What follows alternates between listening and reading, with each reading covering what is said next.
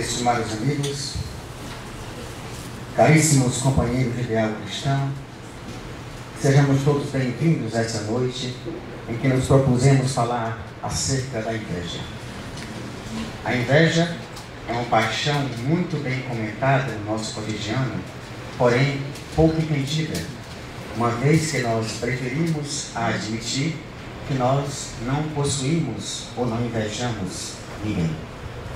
É mais fácil, normalmente, a saída que nós buscamos em nosso cotidiano, dizer que normalmente somos invejados. Mas admitir que a inveja parte de nós, enquanto vício, é algo extremamente complicado, uma vez que demanda do indivíduo um reconhecimento profundo sobre aquilo que mora na sua intimidade. E como normalmente não fomos educados a vasculhar o vasto campo de informações que trazemos dentro do nosso coração, não sequer nós nos conhecemos. Nesse contexto, falar sobre inveja é algo que se torna muito importante na atualidade, uma vez que todos nós buscamos a felicidade. E essa felicidade, por sua vez, foi construída em cima de uma nuvem de ilusão, já que, normalmente, nós identificamos a felicidade como algo que fomente um prazer ligado à matéria. Esse é o grande mal da atualidade. Nós traçamos, dentro de um enorme equívoco, uma confusão entre felicidade e prazer. E achamos que para ser feliz, temos que sentir prazer o tempo todo. Seja esse prazer sexual, financeiro, afetivo, emocional, psicológico, não importa. Identificamos que o prazer não é felicidade, porque o prazer é algo extremamente momentâneo e está diretamente ligado aos sentidos físicos dos humanos. Nós podemos até dizer que sentimos prazer na literatura, em ler um livro, ou sentimos prazer em deixarmos levar por uma prece edificante. Mesmo assim, boa parte dos nossos prazeres estão ligados ao físico. E a felicidade é algo bem mais transcendente do que o prazer. Ela não é coisa de momento. Rousseau, o grande filósofo, nos deu um conceito acerca da felicidade extremamente coerente para os nossos dias, quando afirma que felicidade é um estado de espírito que a alma por si só se basta. Vejam, a grande fortaleza desse conceito, ligando-nos a algo transcendente e a algo que não é meramente destruído como o prazer é. Eu sinto prazer, mas logo após esse saciamento dos desejos, eu vou desejar algo novo. É por isso que nós não conseguimos ser felizes na Terra, porque ligamos os nossos anseios, ligamos os nossos desejos ao prazer. E toda vez que o prazer for saciado momentaneamente, em breve surgirá um novo prazer. E se a inveja é um desses obstáculos que nos impedem de concretizarmos a felicidade real, se faz importante conhecermos como a inveja habita o nosso coração.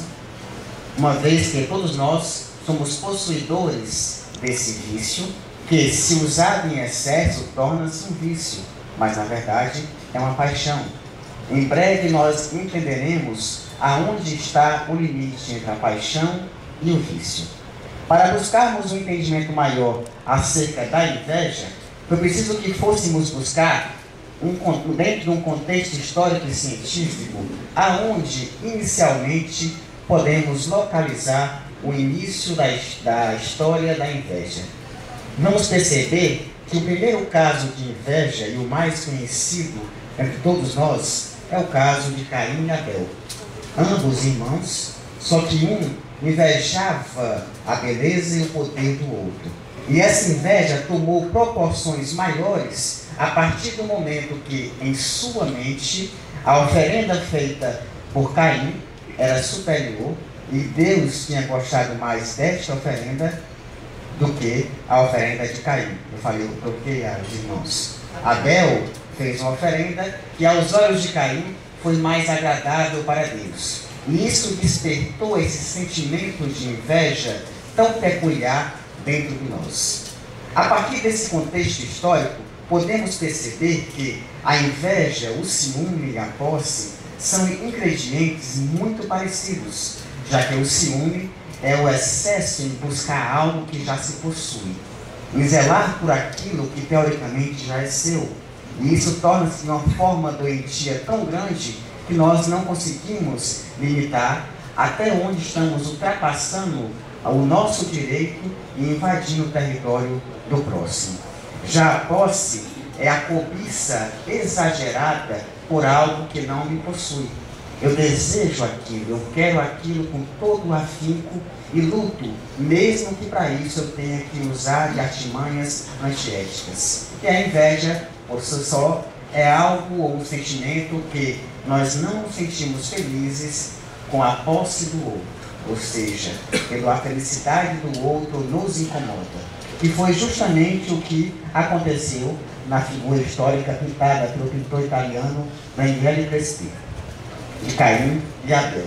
A inveja teve o seu início, o seu estopim inicial, porque o invejoso, ele sente uma frustração por a vida não ser como ele deseja. Na cabeça do invejoso, a vida do vizinho é sempre melhor. Não é assim que nós pensamos? Todos nós achamos assim. As aparências do mundo cotidiano, dentro de uma comparação que nós fazemos, dentro de um processo social, a vida do nosso semelhante é sempre mais interessante do que a nossa vidinha fatídica. E isso causa-nos um mal-estar, e a inveja é justamente isso. É quando nós nos sentimos inferiores ao nosso semelhante. E essa inferioridade, esse sentimento de se sentir-se menor, vai gerar dentro de nós distúrbios psicológicos que vão repercutir diretamente no campo psicossomático, transformando-se em sintomas como depressões profundas, como síndrome do pânico, como tantas outras enfermidades que nós possuímos. Se passarmos mais um pouco dentro da literatura e dentro da história, iremos observar que dentro do catecismo da Igreja Católica Apostólica Romana, a inveja foi enumerada como um dos 7 pecados capitais. A ideia de 7 pecados capitais não existe na Bíblia.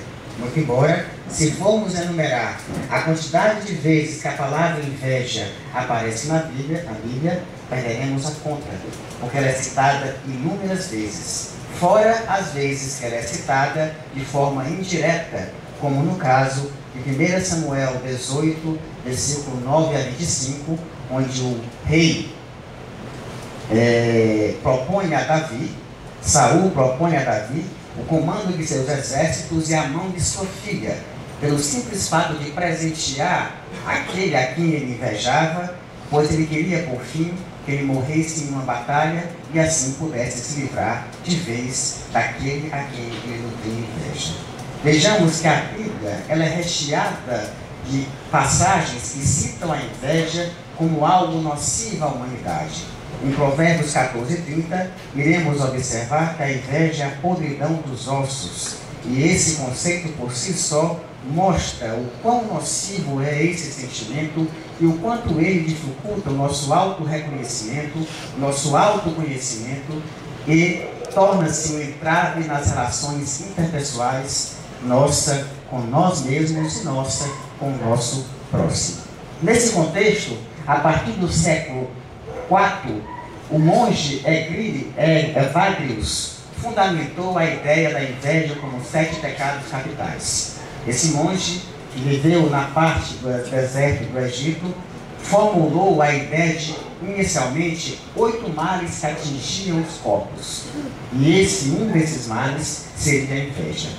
Esses males eram tão mais intensos quanto mais egocêntrico fosse o indivíduo. E foi somente no século VI que o Papa Gregório Magno puxou a ideologia fundada pelo monge Evagrius para fundamentar os 7 pecados capitais, onde a inveja possui lugar de destaque por alimentar o ódio, o orgulho e a vaidade dentro do pensamento humano. A partir de então, no século XVII, a Igreja assume de vez em seus ensinamentos no catecismo cristão que A inveja seria um dos pecados mais, digamos assim, nocivos ao homem e que mais nos prende à dificuldade de alcançarmos a verdadeira felicidade. De lá para cá, muitos se têm analisado sobre a inveja, até chegarmos num campo científico, onde na ciência, as pesquisas recentes de um neurocirurgião japonês puderam catalogar em laboratório as motivações e as dificuldades neurosensoriais vindas com a inveja. Segundo ele, quando nós invejamos, ativamos uma parte do cérebro e essa parte vai se expandir cada vez mais quanto mais nós estamos apegados à inveja. Quanto mais o indivíduo inveja, mais intensidade de ativação ele vai ter nessa região. O interessante perceber nessa pesquisa que essa região é a região responsável por sentirmos a dor. Então a inveja dói. O invejoso sofre pela vitória do outro. E é nesse sofrer, quanto mais ele inveja, mais ele aumenta a intensidade da dor dentro de si. O interessante perceber que a pesquisa pôde prever que, ao mesmo tempo que eu estou invejando e que eu amplio a minha intensidade da dor no meu organismo, eu aumento também a intensidade de outro ponto do cérebro responsável pelo prazer. Nós sentimos prazer em invejar. Nós sentimos prazer em ver a derrota do companheiro. Notemos que na nossa faixa evolutiva, optar pelo mal ainda gera um prazer muito grande. Embora nós tenhamos um enorme conhecimento teórico acerca da inveja, embora as religiões tenham pregado a inveja como um pecado capital, nós ainda insistimos em alimentar, mesmo sofrendo a dor, mas uma dor que traz um prazer. Essa pesquisa científica pode ser muito bem retratada na história e na lenda de um grande fada que, ao encontrar e aparecer para um vizinho, disse que ele tinha direito a um pedido. No entanto, tudo que ele pedisse, o seu vizinho teria em dobro. De imediato, ele pediu que tirasse uma de seus olhos. Vejamos aí que nós sentimos, mesmo na dor, em sabendo que o outro vai se dar bem melhor do que nós sentimos prazer em agredi-lo e prazer em ver a derrota desse indivíduo. Tal comportamento nos prende à interioridade do ser, porque nós somos muito apegados à matéria e estamos distantes de vislumbrar um horizonte maior, onde possamos ser capazes de entender a mensagem cristã e não mais alimentarmos esse sentimento dentro de nós. Ao analisarmos a inveja, nós poderíamos perguntar, mas o que é, afinal, a inveja? Na pergunta 907 do Livro dos Espíritos, Kardec pergunta: uma vez que o princípio das paixões faz parte da natureza e ele é mal em si mesmo, vejamos a lucidez de Kardec. Se tudo provém de Deus, se Deus é o princípio de tudo, se Deus é Pai e um de seus atributos é a bondade e a justiça, Kardec teve a lucidez de interpelar os espíritos. Se os princípios das paixões faz parte da natureza, ele é mau? Se a resposta fosse afirmativa, os espíritos estariam afirmando que Deus estaria e teria culpa pelo mal. Mas a resposta foi clara quando disse: não. A paixão está no excesso aliado à vontade, pois o princípio foi dado ao homem para o bem, e pode levá-lo a grandes coisas. O abuso dela se faz é que é a causa de todo mal. Então as paixões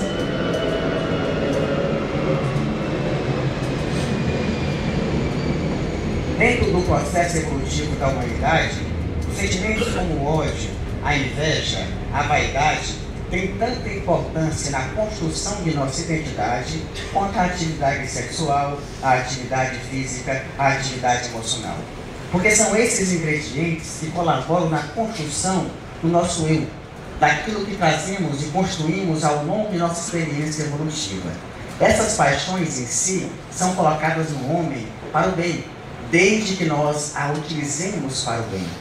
É movido pelo ódio que o homem pôde vencer barreiras e conquistar o seu espaço, mostrando ao outro que liberdade tinha limites.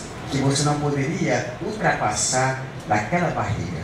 É mostrando os dentes, é mostrando o meu espaço que eu me faço presente. O excesso desse ódio é que vai ser um vício, vai se tornar em um entrave nas nossas relações interpessoais. A mesma coisa é a inveja.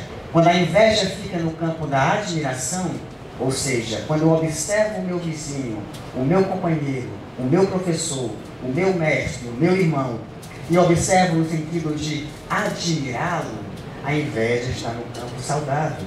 Eu vou me esforçar em ser como ele. O que é que todo discípulo quer? É ser como seu mestre. É essa busca saudável que nós convidamos todo cristão a seguir Jesus, a observar no exemplo do mestre e invejá-lo de forma saudável, tentando copiá-lo a partir de uma admiração. Todo sentimento de inveja possui, no fundo, um sentimento de admiração. Mas só nós conseguimos perceber esse sentimento de admiração se a nossa mente estiver aberta para receber o outro na nossa casa, assim como ele é. Sem julgamentos e preconceitos, sem buscarmos diferenciações e, principalmente, se nos sentirmos menores do que o outro. Porque no mundo onde vivemos com tantas diferenças, é impossível buscarmos uma igualdade aparente como normalmente as pessoas acham e buscam ter. Eu tenho um amigo que é muito engraçado e muito comediante, que ele diz o seguinte: vocês já imaginaram se a Britney Spears fosse uma vendedora de Jequiti? Nós nunca imaginamos isso. Nós nunca imaginamos que aqueles ídolos, falsos ídolos, que nós tanto idolatramos e copiamos, são pessoas normais, assim como nós. E como nós achamos que a vida do outro é sempre maravilhosa e a nossa é sempre ruim, nós cultivamos essa tristeza dentro de nós sem conseguirmos encontrar aquilo que mais importante pode conduzir-nos à felicidade, que é o autoconhecimento, que é saber os seus limites, saber onde está o seu foco de poder. O invejoso, ele não tem foco, porque o foco é o outro, ele vive pelo outro, ele não enxerga a sua luz, porque ele só enxerga a luz do outro, e se preocupa o tempo todo em destruir essa luz, porque essa luz o incomoda. E esquece que ele mesmo tem a sua luz. Todos nós temos luzes. Vós sois luzes, disse Jesus. Nesse momento, ele estava confiando aos seus discípulos os trabalhos mais importantes que caberiam a todo cristão fazer, que é auxiliar aqueles que ainda não conseguem andar por si só. E essa é a meta do cristianismo. Essa é a proposta político-pedagógica de Deus, em que nós trabalhemos pelo bem comum, na modificação da paisagem mental que ora visualizamos na atmosfera terrestre.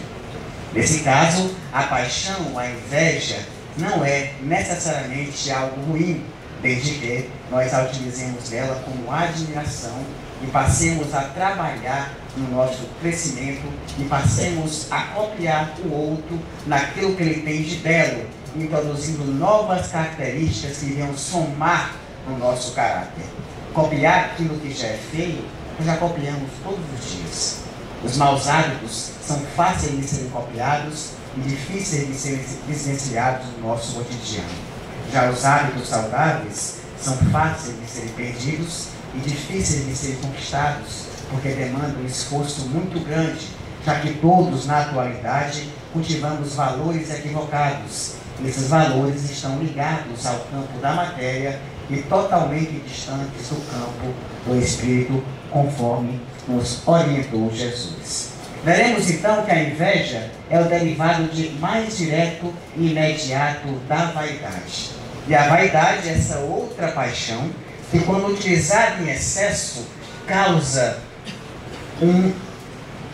uma destruição no nosso comportamento. O que é que todo indivíduo anseia? Por liberdade. Nós nunca tivemos tanta condição de ser livres. Se nós observarmos há 100 anos atrás, as profissões, o dia a dia de cada um, era praticamente certo e mapeado da forma mais simples possível. Eu teria no máximo 4 cursos de universidade para cursar, eu fatalmente me casaria, sendo homem ou mulher, mesmo trazendo questões homossexuais, eu iria me casar e ter filhos, porque era o que pregava à sociedade. Eu não teria muito avanço no meu campo intelectual, porque o estudo era para poucos, era algo muito limitado. Nós dormíamos cedo, nós vivíamos pouco. Há 100 anos atrás, a faixa etária do brasileiro era de 40 anos. Gente, jurar amor eterno quando se vive 40 anos é algo fácil. É por isso que os casamentos do passado duraram tanto. Hoje em dia, em que a natalidade chega a 70 anos, que nós temos diversos investimentos em torno da vida de solteiro, a vida de casado e a vida de relação só vai ser boa se ela for tão qualitativa quanto a vida de solteiro. Se houver cobranças, se houver brigas, se houver intrigas, se houver disputas e inveja, fatalmente ela vai falir. Porque não há como conviver num ambiente onde nós não somos mais obrigados a superar e, suportar o outro. Antes nós suportávamos, não tínhamos micro-ondas, não tínhamos apartamento de um quarto. Hoje podemos perfeitamente morar sozinhos. Todo o contexto social nos provê uma liberdade da vida de ser solteiro.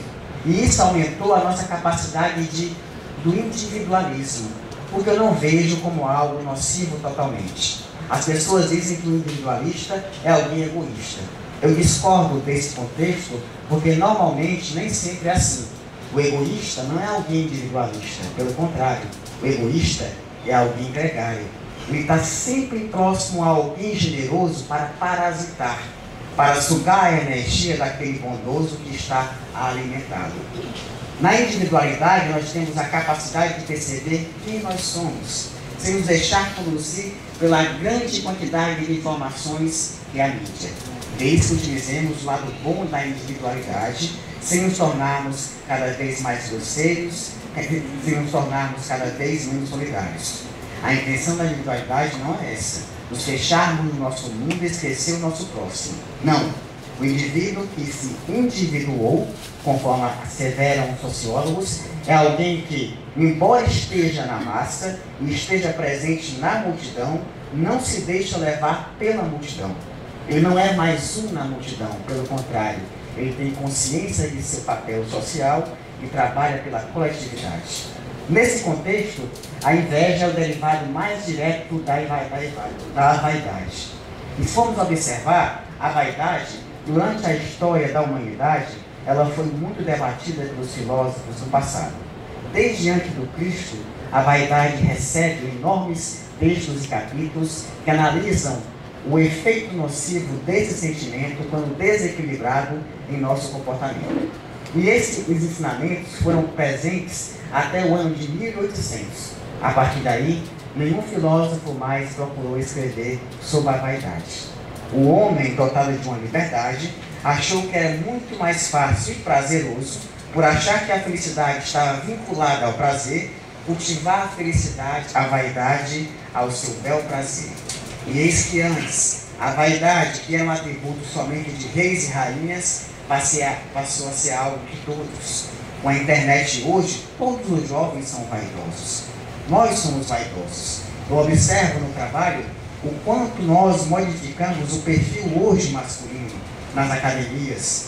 E você é fácil observar que os homens faziam coisas que nós não fazíamos no passado. Nós nos depilamos e antes não fazíamos isso. Se nós tivéssemos a atitude de nos depilar há 100 anos atrás, certamente seríamos lixados. Por quê? Porque os conceitos eram outros. Com essa liberdade que se deu, com esse avanço das informações do mundo globalizado, as pessoas puderam se antenar. E nessa visão de mundo, puderam modificar os seus conceitos. Porque nossa maior dificuldade de concretizar e buscarmos a felicidade é porque nós estamos presos ao campo das crenças. Então, tudo aquilo que nós cremos de forma equivocada e que veio de uma religião precária do passado, que todos nós tivemos, cheio de conceitos puritanos, travaram, modificaram ou cristalizaram a nossa forma de pensar. Quando nós nos livramos das crenças e passamos a nos guiar pelo mundo das ideias, nós começamos a pensar, a raciocinar. A grande vantagem é que nós conseguimos nos libertar da vaidade e seguir o nosso conceito. Será que isso é tão fácil assim? Infelizmente não. Muito embora tenhamos a capacidade de estarmos mais livres do que no passado, somos alvos fáceis da mídia, que a todo instante prega essa vaidade de forma exagerada. E dentro desse conceito, observamos propagandas de televisão que mostram belezas radiantes que nós desejamos, que mostram posses, carros maravilhosos que nós também desejamos, que mostram posses de poder, de beleza, de ascensão social, e isso causa em nós uma enorme depressão, ao passo que a propaganda aproveita a nossa fase de depressão para injetar aquilo que é automaticamente utilizado de forma errônea como a nossa cura. Nós começamos um consumo exagerado em busca dessa felicidade, achando que a felicidade está presa ao prazer, quando na realidade a felicidade é algo que transcende ao prazer. Nesse contexto, qual será o mecanismo básico que nos move para a inveja? Se nós sabemos que a inveja é um entrave nas relações interpessoais, se nós sabemos que a inveja atrapalha a nossa capacidade de conquistarmos a felicidade, é imperioso que nós busquemos entender qual é o sentimento, qual é o mecanismo intelectual que move a inveja. E esse mecanismo é, sem dúvida, a comparação. Dentro de um contexto social, dentro de uma vida de sociedade, toda e qualquer relação que estabelecemos uns com os outros é na base da comparação. Nos comparamos o tempo todo. A inveja está justamente aí. Quando nos comparamos a alguém, nos sentimos inferiores a esse alguém e passamos nessa inferioridade a nos sentirmos menores, porque desejamos a posse do outro, desejamos os bens materiais do outro, desejamos a parte intelectual do outro, desejamos também o físico do outro. E nessa luta constante, tentamos viver a vida do outro e deixamos de viver a nossa vida, causando uma enorme dor, porque jamais conseguiremos ser como o outro. Eu jamais conseguirei ser como o outro é. Cada um tem uma individualidade, cada um tem uma forma de pensar. E o fato de o outro ter, teoricamente, algo que me chame a atenção, não quer dizer que eu não possa ser feliz sem aquele algo. A felicidade, lembre-se, é um estado da alma que independe de recursos materiais. Nós temos pessoas que não têm de morar, mas que, no entanto, denotam uma felicidade tamanha, uma felicidade invejável, por que não?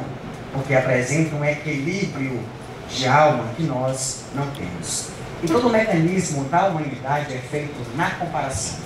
Nos filmes, nas revistas, nos cinemas. E essa vaidade é o tempo todo acarretada.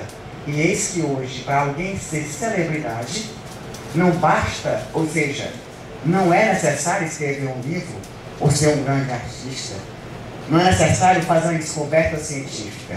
Para ser celebridade hoje, basta participar de um desses programas de reality show, que a partir de então você vira celebridade.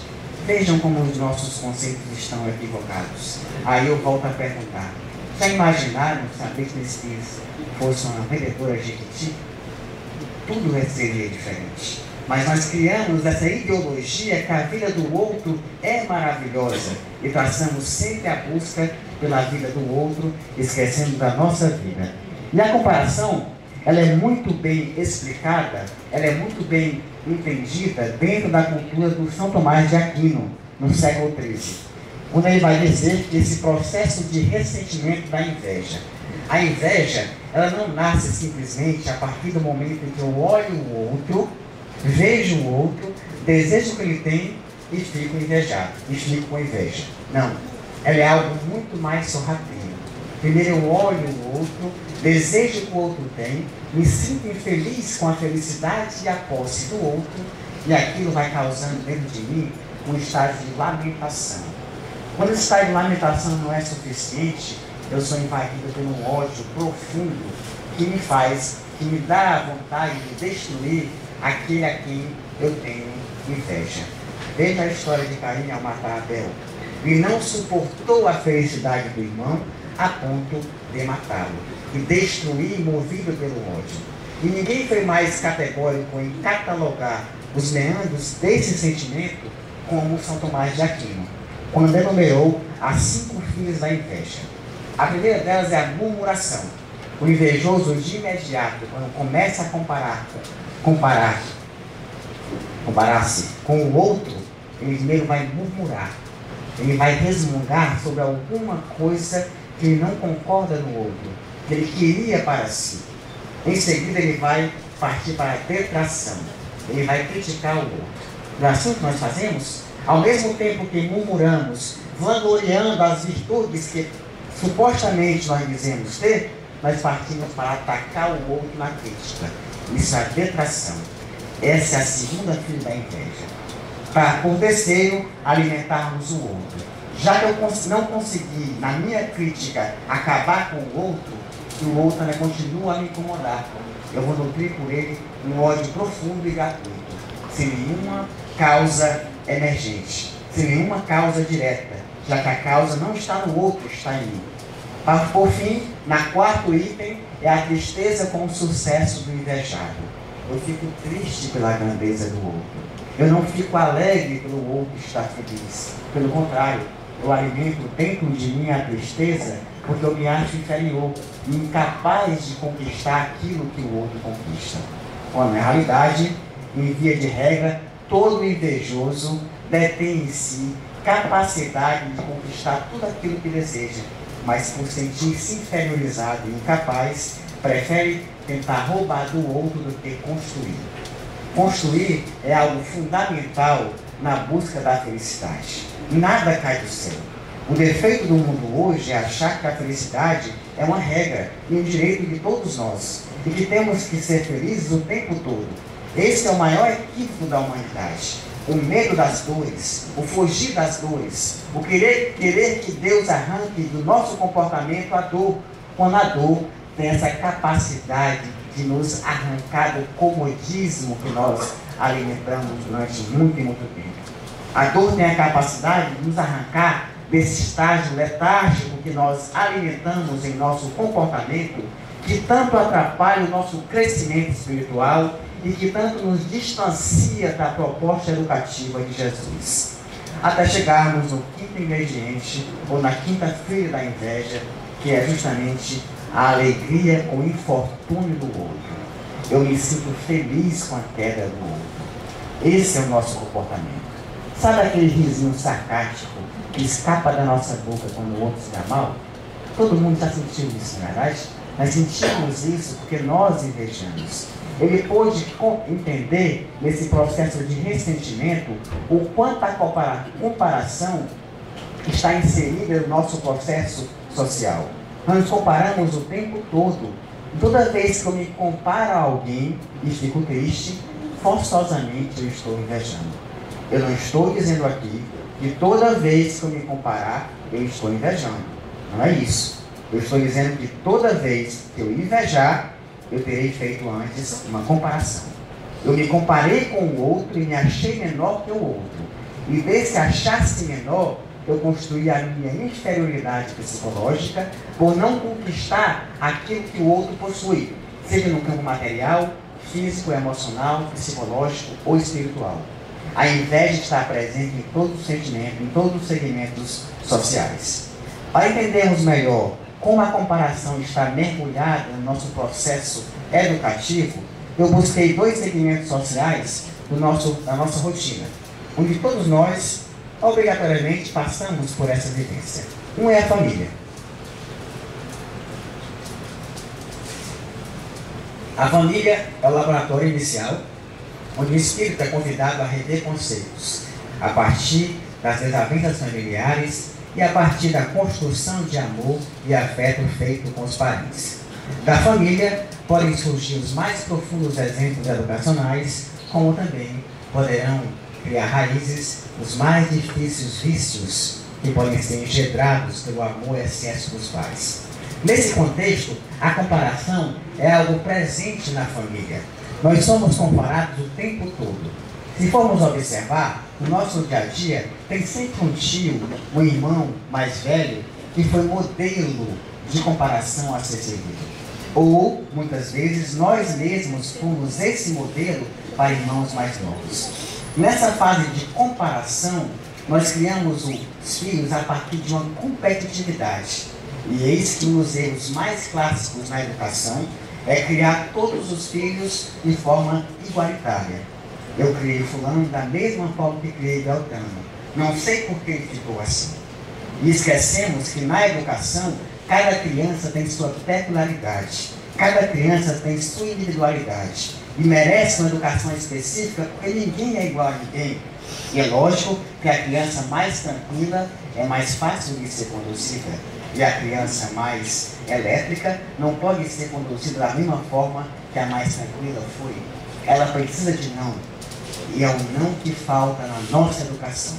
Se nós temos uma humanidade que é acalentada o tempo todo pela inveja, se nós temos uma humanidade que é o tempo todo acalentada pela vaidade, nós temos que ter muito cuidado enquanto pais.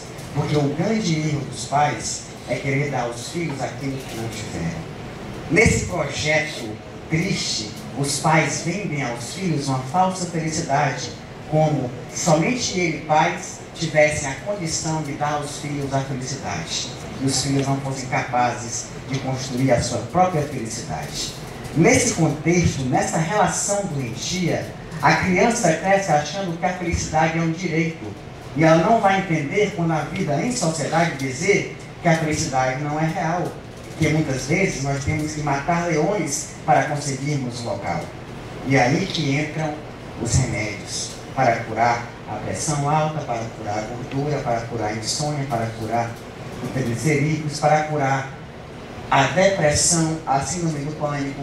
Por não tratarmos inicialmente, abertamente, que não conseguimos ser felizes o tempo todo, que é impossível garantirmos uma felicidade ilusória, é que nós criamos crianças totalmente equivocadas, achando que o futuro é radiante, coisa que não é. Nós temos hoje uma juventude cada vez mais preparada no campo intelectual e cada vez mais despreparada no campo psicológico e emocional. Os filhos não sabem como lidar com o mundo, porque os pais foram cada vez mais ausentes. Os filhos não sabem como discutir as dificuldades, porque os pais nunca, na hora do jantar, disseram que estavam com problemas financeiros. Optaram por esconder e dizer que a vida era maravilhosa. Os pais tinham vergonha de dizer que estavam com medo, porque tinham medo de se sentir fracassados diante do filho. E o filho cresce achando que tudo é maravilhoso. E nessa ilusão, ele só vai se dar conta da realidade quando ele chega ao mundo adulto e percebe que as coisas são bem diferentes. Volto a dizer, há 100 anos atrás, nós tínhamos 4 cursos. Hoje, nós temos mais de 100. É um leque grandioso para nós nos formarmos. Mas isso não quer dizer que todos sejamos empregados. As variedades, a diversidade de mão de obra tornou-se cada vez mais escassos. Está cada vez mais difícil se ganhar bem. E nós buscamos a felicidade no ganhar bem. E nós estamos o tempo todo quebrando a cara por achar que dentro dessa felicidade é que nós seremos, dentro dessa visão equivocada, é que nós seremos felizes. É nesse contexto que o pai tem que ter a consciência, e a mãe, de educar o filho para a vida e não na ilusão, sabendo repassar a ele o conhecimento necessário e qualitativo para que ele possa crescer dentro de valores. Porque não adianta mandar para a escola e esperar que a escola faça esse papel que cabe aos pais. Aos pais cabe a missão dos primeiros processos educativos. E a escola, a instrução daquilo que ele mais precisa. Por outro lado, o outro segmento comparativo é a escola. Nós chegamos à escola e observamos que tudo é pautado na comparação. Se nós acabássemos hoje com a comparação, a escola como nós a conhecemos deixaria de existir. A partir de suas notas, de suas avaliações, primeira classe, segunda classe, primeiro da turma, último da turma, tudo é comparação. E nós nos sentimos infelizes por não conquistarmos aqueles pontos. Nós não somos educados a pensar que nós não precisamos ser igual a ninguém. Nós só precisamos ser nós mesmos. Sabemos o que nós somos. Sabemos o que nós precisamos. É disso que o mundo necessita. E não nos compararmos aos outros e queremos ter a vida do outro. Vejamos que na família e na escola, nós temos, a partir desses dois segmentos sociais, uma visão geral de como a comparação está presente na nossa vida. E isso ocorre no trabalho, na religião, no clube, em qualquer segmento social. Nós nos comparamos desde que o mundo é mundo. É muito mais fácil dizer que o melhor conceito do homem não é que ele é um animal racional. Hoje é muito mais fácil dizer, como conceito do homem, que o homem é um animal que se compara. E nessa comparação ele vai construindo a sua visão de mundo e, se não for centrado em si próprio, vai causar muitas dores no seu caminhar. Se nós sabemos que a comparação está na base do comportamento humano, e se não há como deixar de lado essa comparação, como nós poderíamos nos ver livre da inveja? Como nós poderíamos deixar de invejar? Qual seria a maneira de sairmos do sentimento da inveja, já que a comparação faz parte do nosso dia a dia e é impossível viver sem se comparar? Vejamos. Todo mundo aqui deve ter ouvido falar no judô. Há aqueles, inclusive, que já fizeram esse esporte. O judô ele tem como premissa básica e fundamental, e que dá significado a essa luta, usar a força do adversário a seu favor. E é isso que temos que fazer com a comparação, e é isso que temos que fazer com a inveja. Usar a força da inveja, da comparação, a nosso favor. De que forma? Através da autocomparação. Se ao invés de comparar a minha vida com a do outro, eu observar como anda a minha vida, ou seja, eu sei muito bem quanto ganha meu vizinho, eu sei muito bem qual é a marca do carro do meu vizinho, eu sei muito bem os passos do meu vizinho, mas eu não sei o quanto eu estou melhor em relação a 2011. Eu não sei o quanto eu cresci financeiramente, eu não sei o quanto eu cresci intelectualmente, eu não sei o quanto eu melhorei, porque eu não tenho o hábito de fazer a autocomparação. Porque desde cedo eu fui ensinado pela educação deficiente a comparar-me ao outro. Daí é a grande mudança, aí é o grande insight, aí é a lucidez para nós sermos felizes. A autocomparação. Aí eu pergunto a vocês, vocês já viram algum demônio? Alguém aqui já viu algum anjo?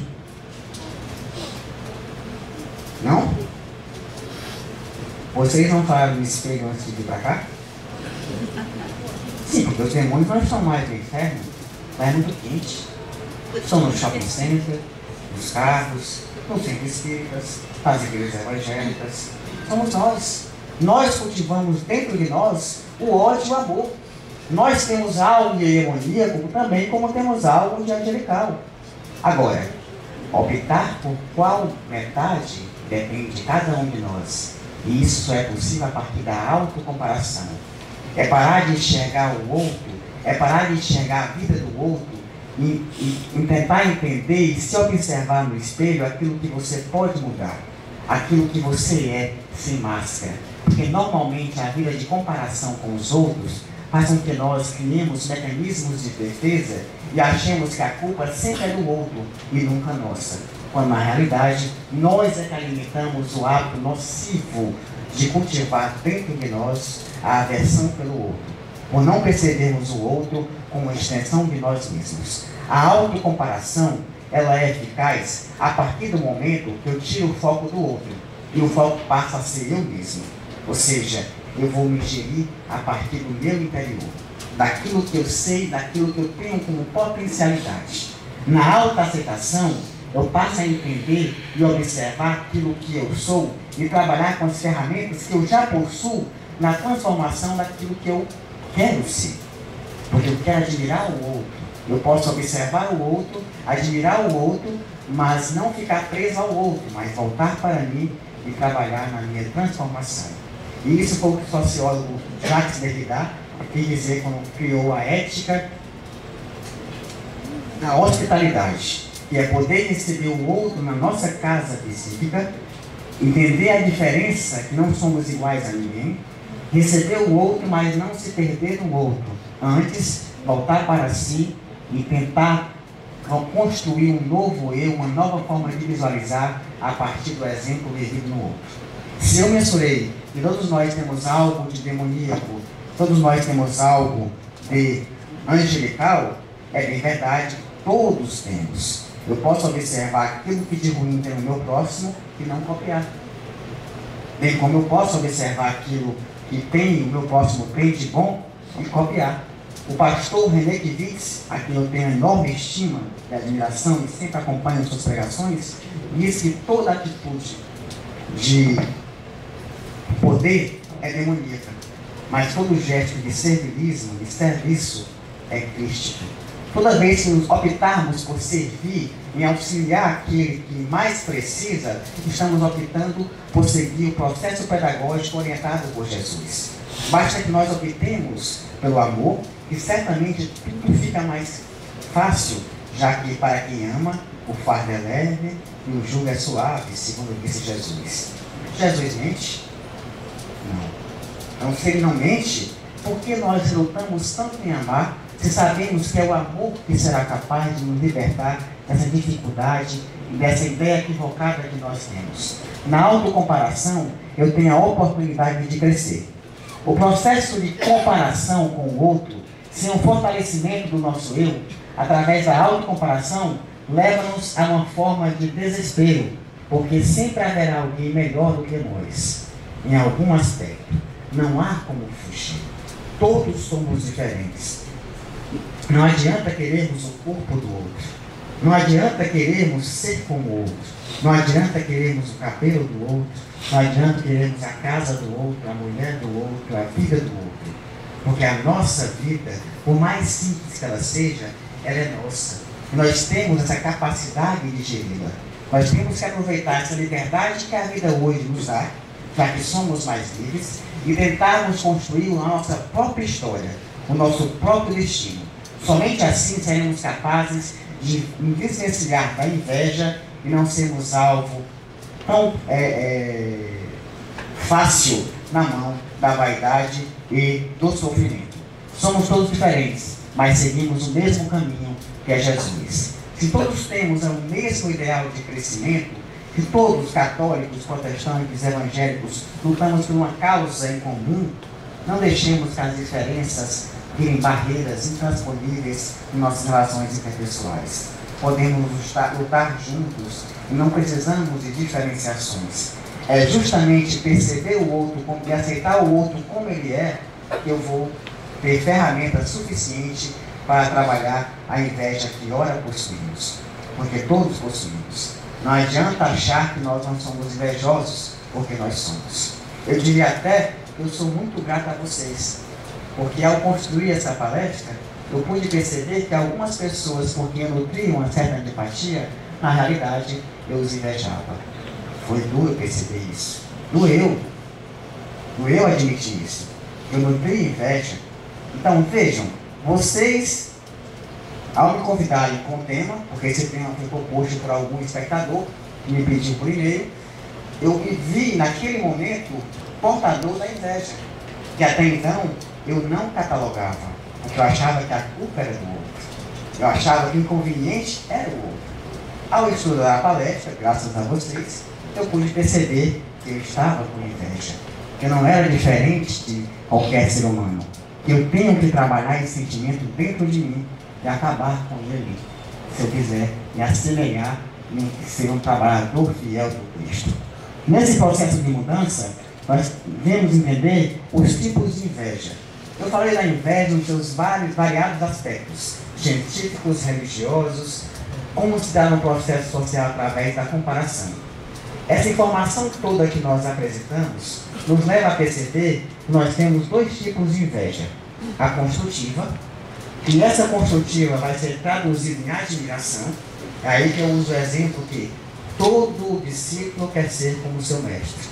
Então você pode sim observar o outro, invejá-lo de forma saudável, tentando se assemelhar a ele.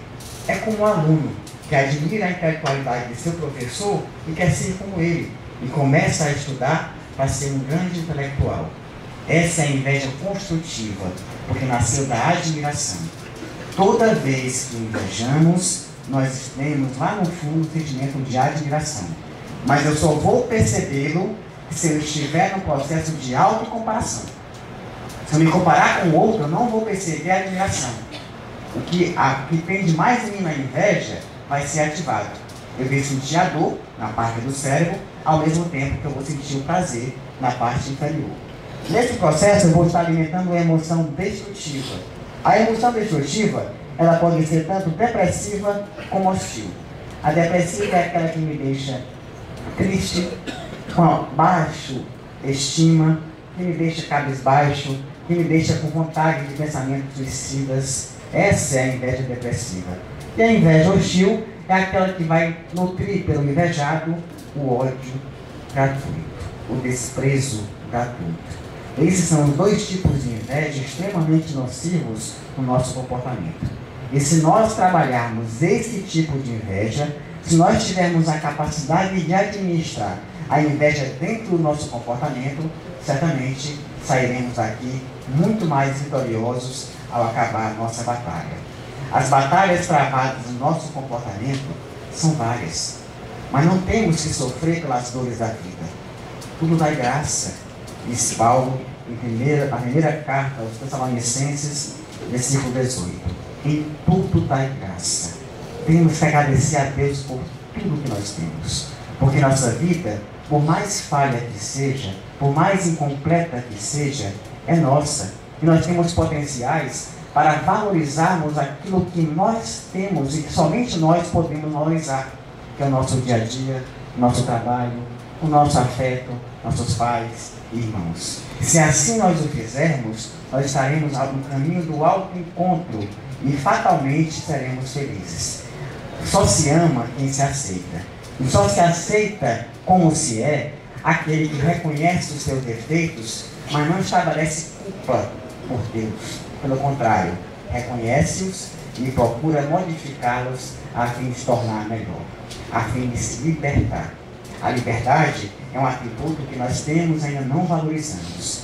Nós confundimos prazer com felicidade. Eu falei no início isso. Por quê? Nem as horas de lazer nós sabemos cultivar. Todos nós que aqui estamos, certamente temos um conceito básico sobre o domingo. O domingo é um pó. Parece não passar. Não passa nada na televisão. É impressionante. Nós trabalhamos 5 dias. Só temos 2 dias de descanso. E no segundo dia, quase todos nós dizemos a mesma coisa. O domingo é um porre. Não passa nada na televisão. Será que o domingo é realmente um porre? Ou será que somos nós que não estamos aproveitando com qualidade a nossa hora de lazer? Passamos horas no Facebook, mas não tiramos 1 hora para analisar sobre a inveja, sobre a vaidade. Só botar no Google. Artigos e mais artigos psicológicos. É se conhecer, saber aquilo que precisa ser modificado. As relações afetivas, para durarem, precisa que ambos se conheçam. Esse meu amigo engraçado que eu falei, ele disse que o relacionamento da atualidade durou menos do que a bateria do iPhone dele. E é verdade. As nossas relações são tão frágeis por não nos conhecermos que nos deixamos nos abater por um simples beijo, um simples ciúme, um simples posse, uma simples inveja. Porque nós temos o outro não como parceiro, mas como alguém que está competindo conosco. Só quando formos padrão de nós mesmos, reencontraremos a alegria de sermos o que somos, e de ter o que temos, e de viver o que vivemos. Só quando tivermos consciência do nosso papel e nos autocompararmos, observarmos aquilo que pode ser modificado, teremos essa consciência de observar tudo aquilo que já temos, tudo aquilo que já vivemos, e tudo aquilo que somos. Crescer é compreender que o fato da vida ser falta não a torna menor. O fato das coisas materiais nos faltarem não nos torna menor. Nós conseguimos ser felizes com a posse do necessário. Aliás, a felicidade real, em um de seus conceitos dado por algum filósofo, é a posse do necessário. É você ter a consciência, o discernimento de entender que você possui tudo aquilo que precisa para crescer. Toda a ferramenta necessária para evoluir. Os companheiros de jornadas que serão imprescindíveis no seu aperfeiçoamento moral. Você tem pessoas para amar, seja no seu lar, fora do lar, no trabalho, no centro espírita, na igreja evangélica, na rua. Existe uma vasta multidão que espera por nós. Cristo espera por nós. Paremos de importuná-lo o tempo todo, porque só o que nós sabemos fazer é encher Cristo de pedidos. É buscarmos o tempo todo que Ele resolva os nossos pedidos. Gente, nós somos hábeis para isso. Nós temos essa capacidade de agir por si só. E Deus espera isso de nós. Ele espera que nós cresçamos. Lembra que o pai deve trabalhar na educação do seu filho. É importante que o pai dê para o seu filho uma boa escola. É importante que o pai dê para o filho um certo conforto. É importante que o pai dê para o filho um iPad. Pode até ser. Mas também é importante que o pai diga para o filho, essa briga é tua, se vira. Eu estou do seu lado, mas essa briga é você que vai ter que ganhar. Esse leão é você que vai ter que matar. Porque a vida lá fora vai cobrar isso de você. Não podemos usar de máscaras e enviar uma falsa felicidade aos nossos filhos. Aos pais cabe essa difícil tarefa de ensiná-los a viver, de educá-los. E não se educa sem dizer um não. É por isso que terminamos a palestra dizendo que é impossível progredir sem mudança. E aqueles que não mudam suas mentes não podem mudar. Segunda frase do escritor George Bernard Shaw. É impossível progredir sem mudança. E aqueles que não mudam suas mentes não podem mudar nada. Não adianta querer crescer e querer que as coisas melhorem se esperarmos que os outros mudem para se adequarem aos nossos caprichos. É preciso que nós mudemos. E a mudança é uma caridade. Uma caridade para com nós mesmos, uma caridade para com o nosso semelhante. Toda vez que nós mudamos, nós estamos tornando a estrutura do lar mais sadia, a estrutura do trabalho mais flexível, a estrutura da amizade mais maleável. Toda vez que cedemos com a caridade, estamos deixando ao outro um pedaço de nós. E esse pedaço é aquilo que tem de melhor dentro de nós, que é o entendimento e aceitá-lo como ele é, com as suas diferenças, com seus gostos e desgostos. Mas ele é alguém que, assim como nós, precisa de entendimento e de apoio. E é em nome dessa caridade, nessa época de Natal que nos aproximamos e buscamos nos assemelhar a Jesus, que nós temos que relembrar o nascimento do Mestre e agradecer pela caridade maravilhosa que Ele tem para conosco, em nos aturar, em nos suportar naquela petição infinita que nós fazemos a Ele todos os dias. É essa caridade que nós temos que buscar. A caridade que supera a matéria e vai além da matéria, tornando a caridade espiritual de ouvir, de prestar auxílio, de comparar com alguém, mas comparar para crescer. É esse modelo de caridade que nós buscamos e devemos buscar. Deus te abençoe o gesto de carinho, alma da caridade, branda e pura, traz migalhas de ventura aos tristes do caminho. Deus te abençoe a roupa restaurada, com que vestes contente a penosa nudez de tanta gente que varia na estrada. Deus te abençoe a refeição sem nome, que trazes a cada dia aos cansados viajores da agonia que esmorecem de fome. Deus te abençoe o pano de lençol, com que envolves em doce cobertura os enfermos que choram de amargura à distância do sol. Deus te abençoe, desconserves as luzes, em que extingues, removes ou reduzes os problemas, as lágrimas e as dores. Deus te abençoe a fala humilde e santa, com que aplacas a ira da calúnia, do escárnio e da mentira, na palavra que perdoa e levanta. Caridade, que o teu nome ressoe pleno de amor profundo, e por tudo o que fazes neste mundo, Deus te guarde e abençoe. Muito obrigado.